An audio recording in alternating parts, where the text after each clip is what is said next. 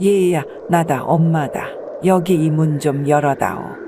살갗이 찢어질 것만 같은 칼바람이 부는 1월의 한밤중, 올해 88세 최숙자 할머니는 다급하게 둘째 아들 집 현관문을 두드리고 있습니다.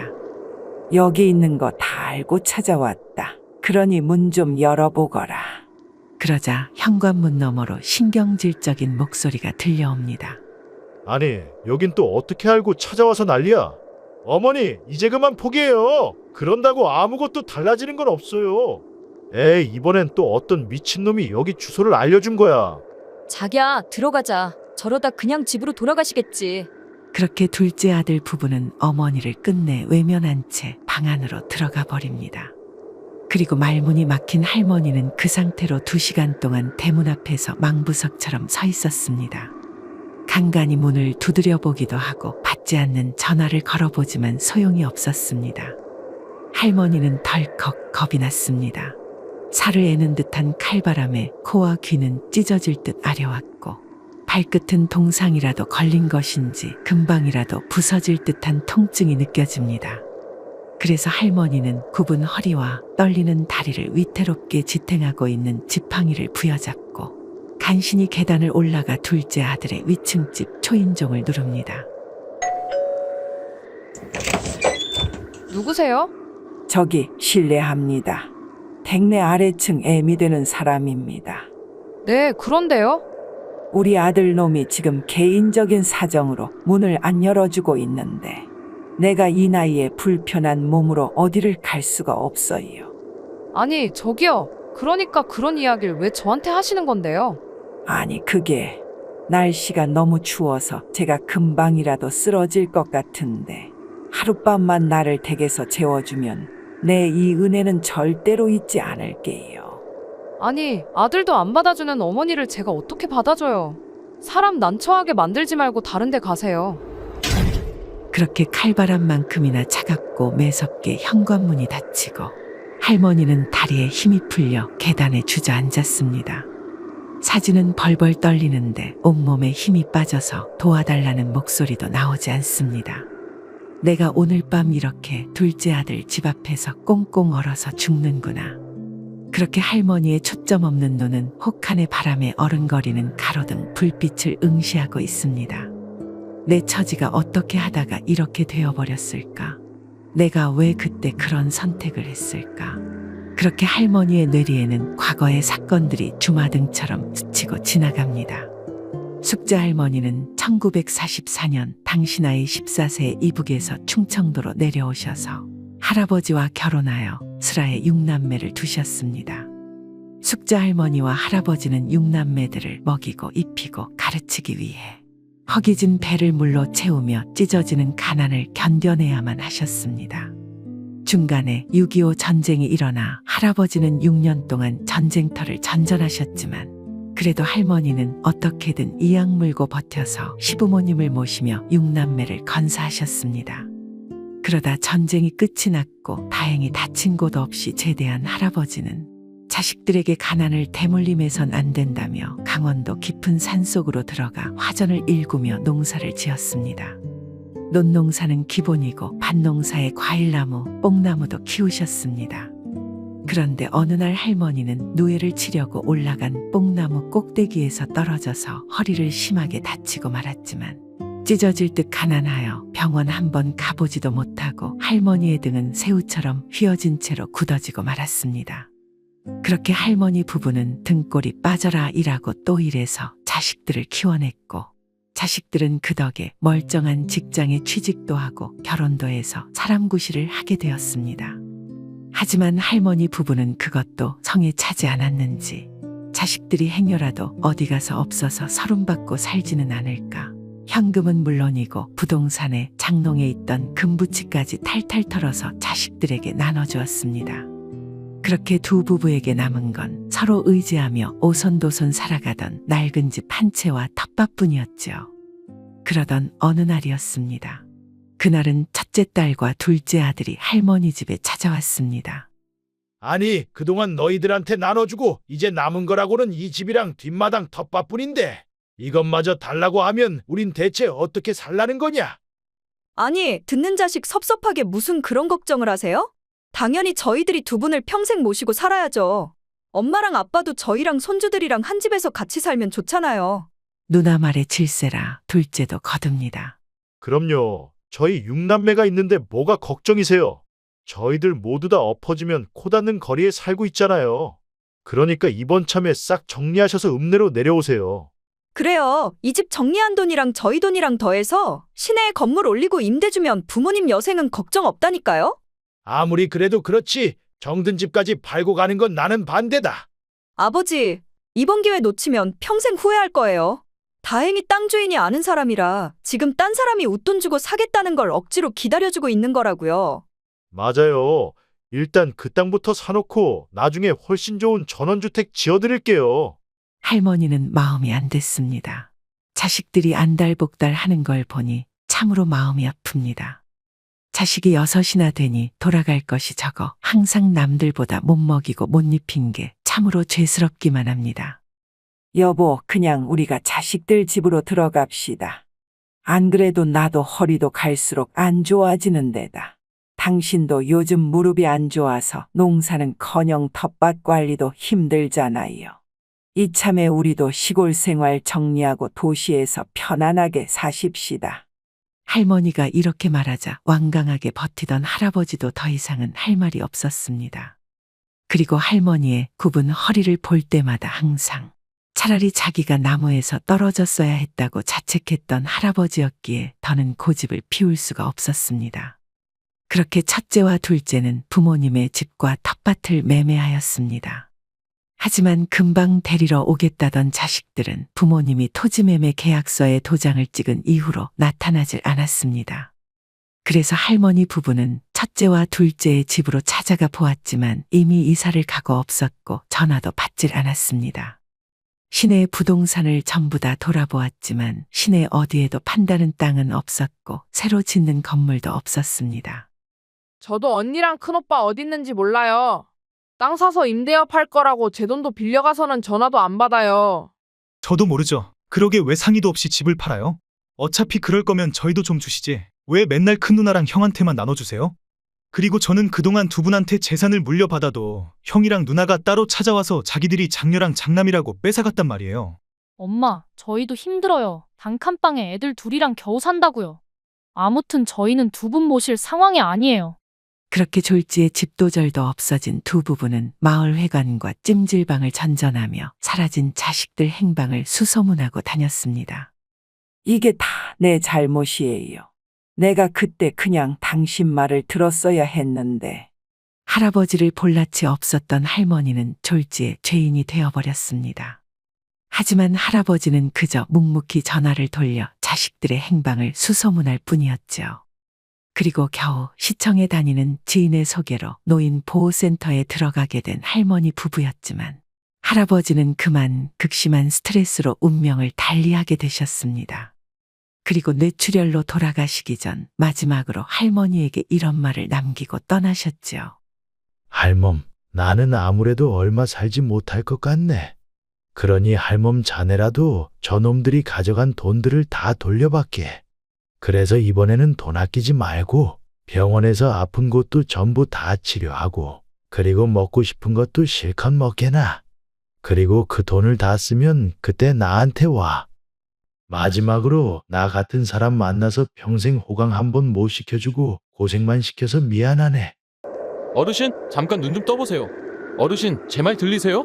할머니는 낯선 사람의 목소리에 눈을 떴습니다.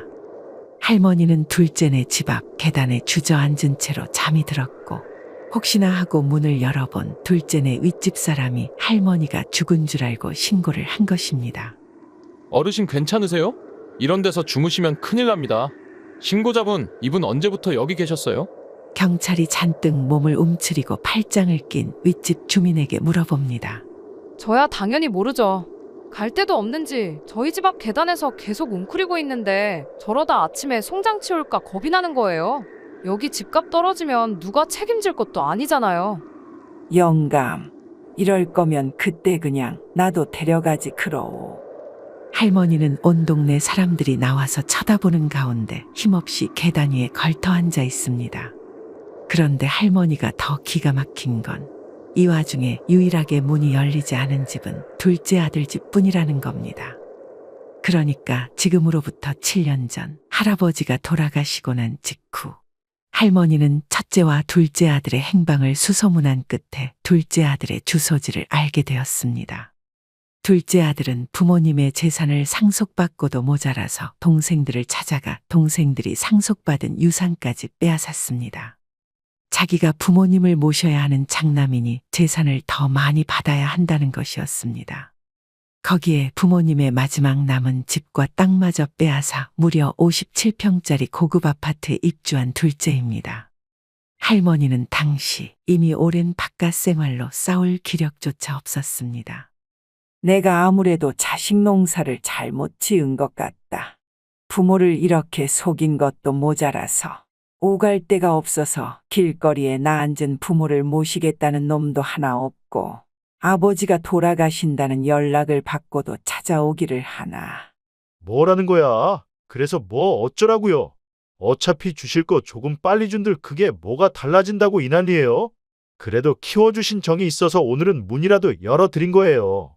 마지막으로 할 말 있으면 오늘 다 해버리시고 빨리 나가세요. 내 거두절미하고 말아마.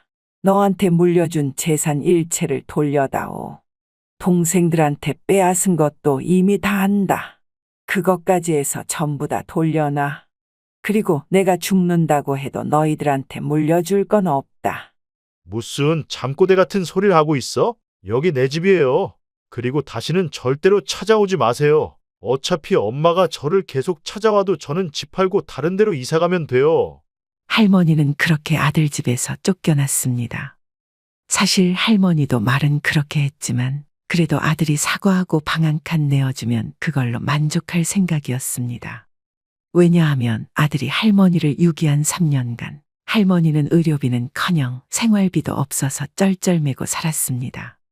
자식들에게 돌려받을 유산만을 희망으로 바닥난 통장 잔고를 부여잡고 그 먼 길을 비싼 콜택시를 타고 다니며 통장도 인내심도 바닥나버린 할머니였기 때문이었습니다. 할머니는 답답한 마음에 문을 열어주지 않는 자식의 집 앞에서 경찰에 신고도 해보았지만 신고를 할 때마다 경찰은 부모 자식 간의 타협점을 찾으라며 더 이상 관여하지 않았습니다. 그래서 할머니는 지인의 소개로 고소장을 작성하기도 했습니다. 남매가 돈을 가져갈 때 썼던 차용증을 증거로 부모를 향한 유기 방임죄로 정식으로 고소를 한 것입니다. 하지만 2달 만에 돌아온 법원의 답은 증거 불충분으로 무죄라는 것이었습니다. 그리고 둘째는 지속되는 할머니의 방문과 경찰 신고로 아파트 단지 내에 소문이 돌았던 것인지 할머니가 찾아오기 시작한 지 2년 만에 이사를 가버렸습니다. 그래서 할머니는 다시 지인들에게 수소문을 해보았지만 둘째는 아예 다른 지역으로 간다는 말만 남기고 연락이 두절되었다고 합니다. 뿐만 아니라 나머지 자식들도 서로 작당이라도 한 것처럼 할머니의 연락을 받지 않았고 찾아가도 굳게 닫힌 현관문은 열릴 줄 몰랐습니다. 그러다가 몇 년 만에 이산가족 상봉하듯 찾아간 할머니를 차갑게 냉대한 둘째였습니다. 그렇게 할머니는 급한 대로 파출소에서 하룻밤을 지새우게 되었습니다. 그리고 이제 노인보호소에서도 기간 만료로 나와야 했던 할머니는 더 이상 갈 곳이 없었습니다. 그래서 아쉬운 참에 셋째 집을 찾아갔지만 셋째 역시 둘째와 다르지 않았습니다. 제발 좀 작작 좀 해요. 나는 이미 언니한테 다 뺏겨서 엄마한테 받은 것도 없는데 왜 나한테 그래요? 얘야, 내가 그게 아니고 내가 이제 통장에 돈도 다 떨어지고 갈 데도 없어서 그런다. 그냥 너희 집에 묵게만 해다오. 너희 오빠한테 돈만 다시 받으면 숙박비도 다 계산하고 바로 나가주마. 그니까 그 돈 못 받는다고요. 법적으로 아무 문제 없다잖아요. 그러니까 제발 이제 그만 찾아오라고요, 진짜. 이런 호로 자식을 봤나? 아무리 철이 없어도 그렇지. 그게 키워준 부모한테 할 소리야? 뭐야? 아줌마 누군데 참견질이에요? 나? 이 동네 사는 동네 주민이다. 왜? 세상이 아무리 말세라지만 너도 자식 낳아 키우는 부모라는 인간이 어떻게 그럴 수가 있어? 내가 왜 참견을 하느냐고? 너희 자식 새끼들만 모르지. 이 동네 사람들은 니들이 호로 자식인 거 전부 다 알아. 그리고 이렇게 엄동설한 길바닥에 키워준 어머니를 세워두고 소리 지르는 걸 어떻게 모른 척해? 내가 너희들 같은 인간 말종들이랑 한 동네 산다는 게 얼마나 쪽팔리고 창피한지. 너희들 하여간 뭐 하나 걸리기만 해봐. 이 동네에서 발도 못 붙이게 해줄라니까. 여기 다들 네 새끼들 다니는 학교도 알고 있고 내가 여기 토박이라 동네 통장이랑 부녀회도 꽉 잡고 있으니까 알아서 해. 갑자기 등장한 의인의 촌철살인에 셋째 딸은 귀밑까지 빨개져서 씩씩거리다가 그만 문을 닫고 집으로 들어가 버립니다. 그리고 그분은 할머니를 자기 집으로 모셨고 그 다음날 주변 지인들에게 부탁해서 동네 복지관에 할머니를 모셨습니다.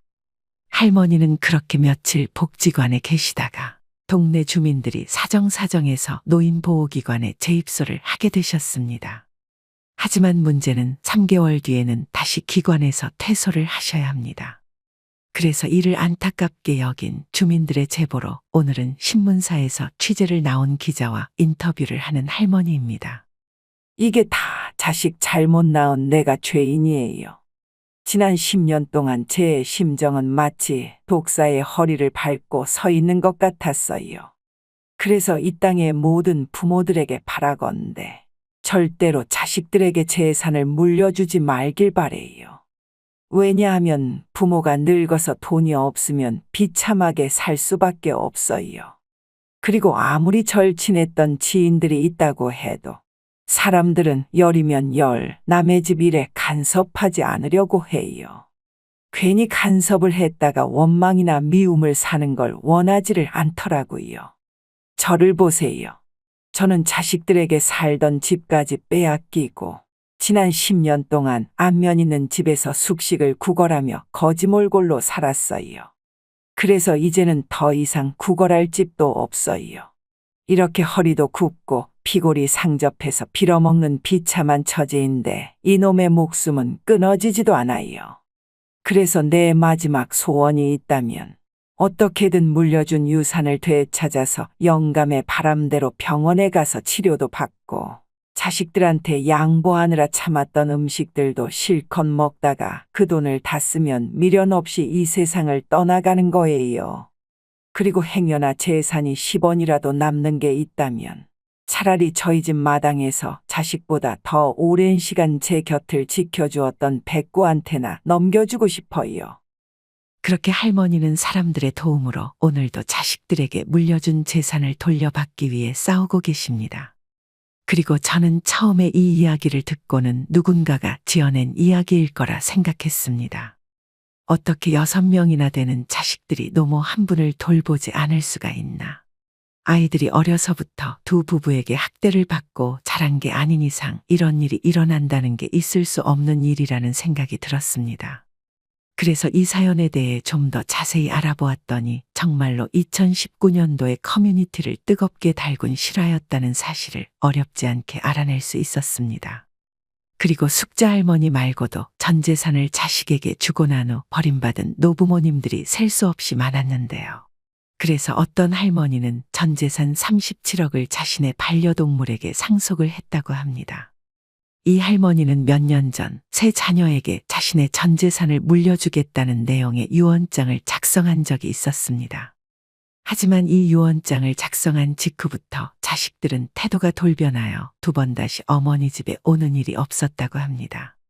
심지어 어머니가 불치병으로 투병 생활을 할 때에도 간병은 고사하고 병문안조차 오지 않았습니다. 그래서 할머니는 유언장을 수정하여 자신의 곁을 끝까지 지킨 강아지와 고양이에게 재산을 상속해버린 것입니다. 물론 법적으로 동물에게 상속하는 것이 불가하여 평소에 알고 지내던 동물병원에 자신의 반려동물을 평생 동안 돌봐준다는 조건으로 전 재산을 기증해버린 것이죠. 그리고 할머니 외에도 자식에게 배신감을 느끼고 단골 과일 가게에 7억의 재산을 주고 돌아가신 할아버지도 계셨고 역시나 재산을 다 퍼다 준 뒤에 버림받은 어떤 할머니는 결국 절에 들어가서 보살일을 하며 비참한 노년을 맞이했다고도 합니다. 그래서 이러한 사연에 사람들은 다음과 같은 반응을 댓글로 남기고 있었습니다. 지금도 돈 없는 노인들 비참하게 살잖아요. 아들, 딸이 노후 보장해주는 시절도 아닌데 돈이라도 있어야 아들이건 딸이건 며느리 사위들도 잘 하더라고요. 그러니 우리가 믿을 건 그저 먹고 쓰고 여행 다니게 해주고 언제든 병원 갈 수 있게 해주는 돈이 가장 든든한 거 아니겠어요? 제 사촌 동생은 사업한다고 큰어머니 돈 다 해먹고 지금은 몇 년째 연락두절 상태예요. 그래서 지금은 이사가서 전화 바꾸고 명절에도 연락이 없어요. 덕분에 큰어머니는 신용불량자 되시고 길바닥에 나앉은 걸 저희가 모시고 살고 있네요.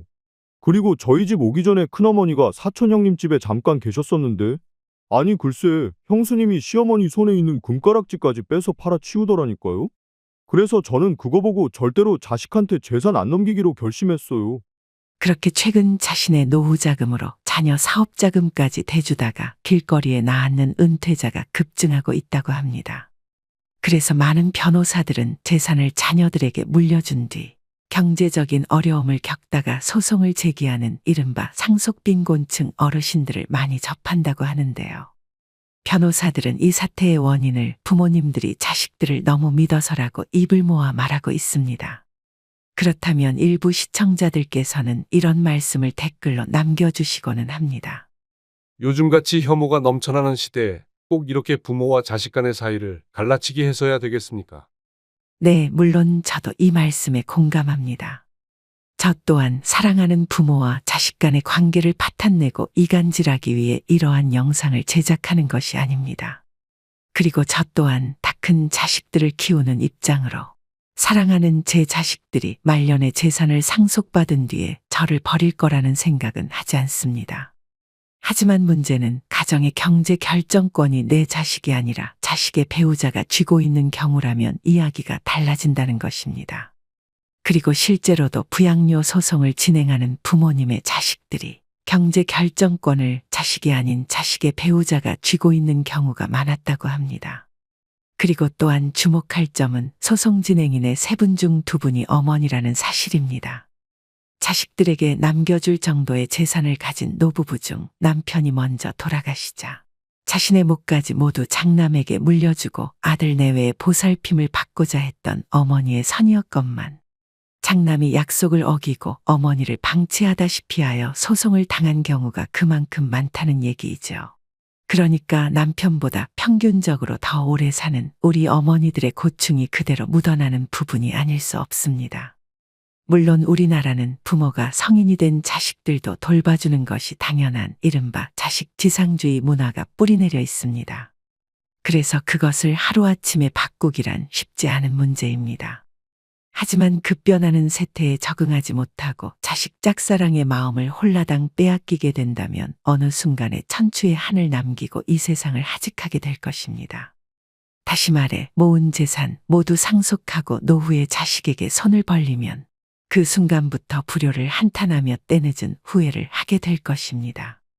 뼈 빠지게 모은 재산 허리춤에 꼭꼭 지니고 있다가 혹여 중병으로 입원하게 되면 병원 침대 시트 밑에 현찰을 넉넉하게 깔아놓고 아들, 딸, 며느리 문병 올 때마다 차비 넉넉하게 듬뿍 쥐어주면 곳간에 쥐들이 들락거리듯 하겠지만 재산 다 줘버린 후 몸이 아파 병원비 달라 하면 마지못해 불우이웃한테 선심 쓰듯 억지로 돈 내놓고 병문안도 가뭄에 콩나듯 찾아오는 게 요즘 자식들 살아가는 세태이고 우리네 현실이니 어찌할까요?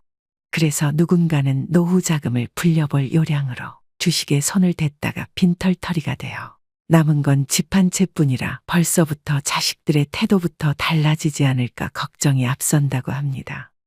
이 경우에는 자식들 앞에서 재산이 있는 것처럼 허세를 부려야 대접을 받는다는 생각과 부모의 재산을 보고 외형적인 효도를 하려는 자식들의 잘못된 행동이 일그러진 우리 세태를 반영하고 있는 것입니다. 그래서 이 사실을 남들보다 빨리 깨달은 일부 부모님들은 은퇴 후 자녀로부터 노후 자금을 지키기 위한 대책 마련에 고심을 하고 있다고 하는데요. 그래서 그 방법 중 하나가 목돈은 비상금만 남기고 연금화시키는 것이라고 합니다. 그래서 금융자산을 찾을 때 쉽게 찾을 수 있는 수단이 아니라 IRP나 연금저축처럼 목돈을 찾을 때 불이익이 생기는 수단을 이용하면 자녀가 지원을 요청해도 거절할 수 있는 합당한 핑곗거리가 생긴다는 것입니다. 그리하여 목돈을 연금화시키면 부모에게 의존하려는 자녀의 기대 심리의 싹을 애초부터 잘라낼 수 있다는 것이죠. 그리고 만약 자녀가 경제적으로 몹시 어렵다면 차라리 연금에서 나오는 돈을 아껴서 매달 조금씩 자녀에게 지원하는 것이 부모도 살고 자녀도 사는 길일 것입니다. 그런데 이번에는 자녀가 빚이 많아 신용불량 위기에 처하는 경우가 생길 수도 있습니다. 우리는 보통 이런 경우 배우자나 부모 형제 돈을 다 끌어다가 빚을 막습니다. 그래서 빚을 막는 데까지 막다가 더 이상 막지 못할 때 손을 듭니다. 그래서 온 가족이 회생불가한 신용불량 상태에 빠져버립니다. 그러니 만약 자식이 신용불량 직전에 빠진다면 차라리 그럴 때에는 자식에게 파산 신고나 개인회생 신청을 권유하는 것이 낫습니다. 우리는 정이라는 문화가 있어서 배우자나 자식이 빚을 지면 그 책임을 가족이 같이 지는 분위기가 있습니다. 하지만 문제는 일가족 모두가 신용불량 상태에 빠져버리면 더 이상 헤어나올 방법이 없다는 것입니다. 그러니 부모라도 정상적인 신용을 유지해야 자식이 신용불량 상태에서 헤어날 방법을 찾을 수 있습니다.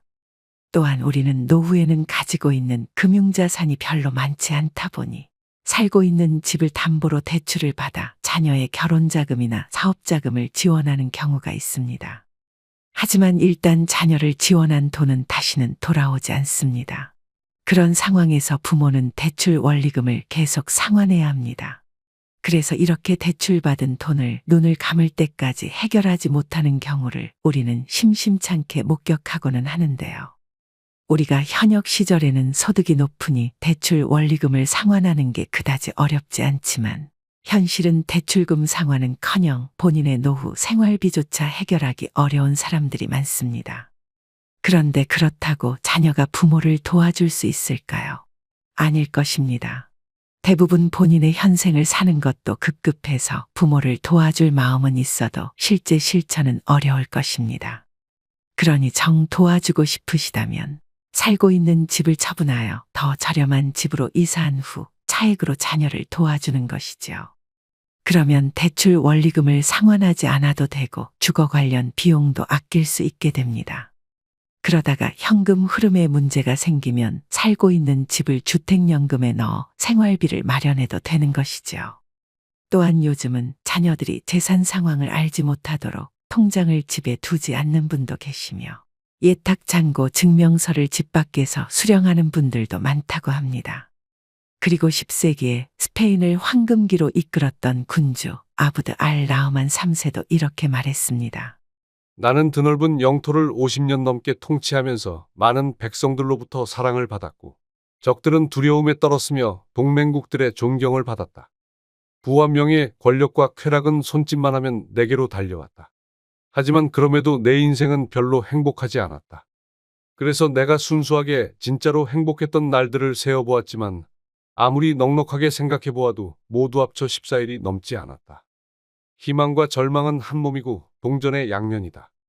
누구는 절망의 조건이 많아도 끝까지 희망을 바라보고 누구는 희망의 조건이 많아도 절망에 빠져 세상을 산다.